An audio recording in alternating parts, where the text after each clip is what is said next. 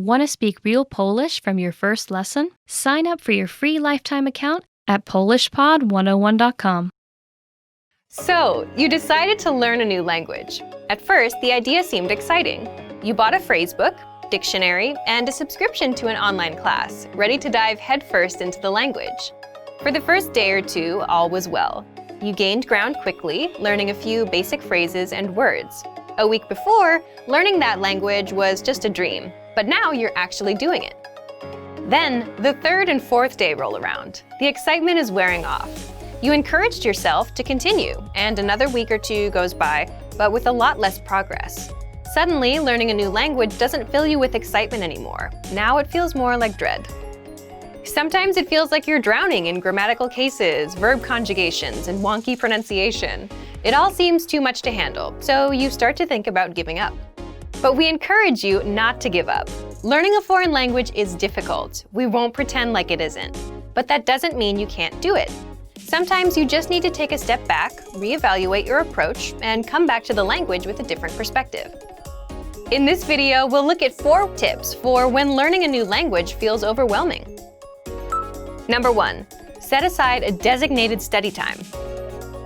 Consistency is key when learning a foreign language. Studying 15 minutes 7 days a week will benefit you more than cramming in 2 hours 1 day a week. Set aside an amount of time that works best for you. If you can afford to spend an hour every day learning, that's awesome. Go for it.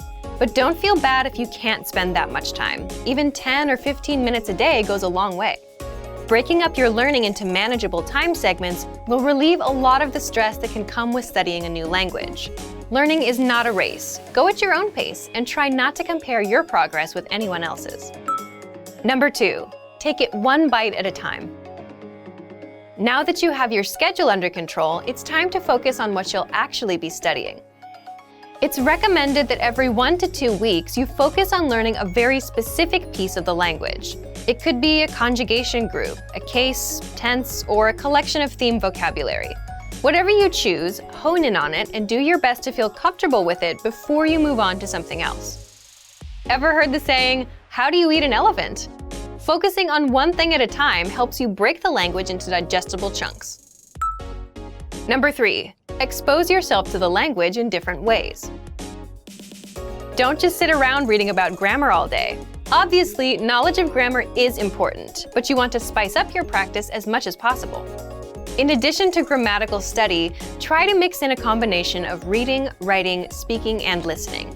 Try to practice reading by either translating a simple article into your native language, or maybe if you're a beginner, pick up a children's book in your target language. For writing, you can try to write out a fictional conversation between you and yourself even.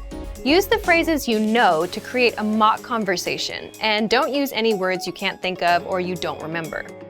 To practice speaking, you can find native speakers locally at a language club or at a meetup. You can also find them online in a language exchange.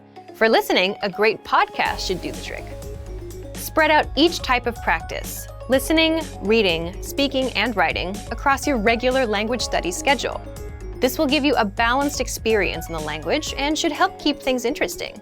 This method also works well when you use it to focus on a single aspect of the language like we talked about above. Number 4, set mini goals, not just big ones.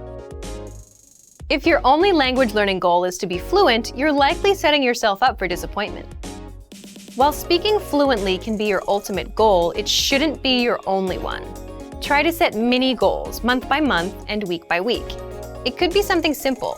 Learn 20 new verbs, practice a new case, or speak with 3 native speakers.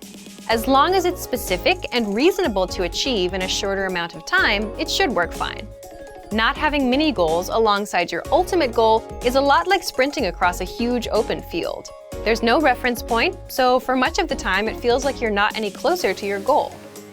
It's not that you're not moving forward, it just feels like you're not. Without any trees or buildings to run past, it seems like you're running in place. Mini goals are like the trees and buildings of your language race. They help you see that you're moving forward and give you a sense of accomplishment. The desire for perfection can get in the way of your progress. Don't freak out when you struggle to speak or make a mistake. It's all a part of the learning process. Also, don't be afraid to speak, even if you know what you'll say won't be totally correct. It's better to do your best to communicate in the language and get it wrong than to never try at all.